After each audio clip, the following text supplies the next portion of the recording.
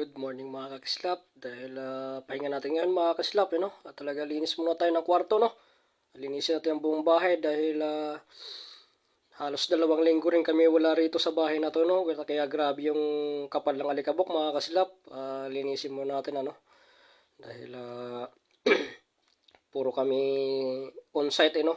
Dahil malalayo yung site namin talaga ay hindi pwedeng araw-araw umuwi dito, no? Kaya ang ginagawa ng boss namin kinukuha kami ng apartment, no? Kagaya ng nakita nyo nung karang video ko, nasa hotel kami, no? Mga kakislap, doon kami nang tumuloy dahil medyo malapit sa site namin, no? Dahil pag sobrang layo na talaga mga kakislap ay hindi na kaya ang bumiyahe, no? Talagang hinahanapan na kami ng matutuloy na malapit-lapit mga kakislap, no? So yan mga kakislap, kusina nga pala namin yan ang nililinis ko, no? Dahil para presko tingnan, no mga kakislap. Talagang ayan, si Boy Kislap naglilinis.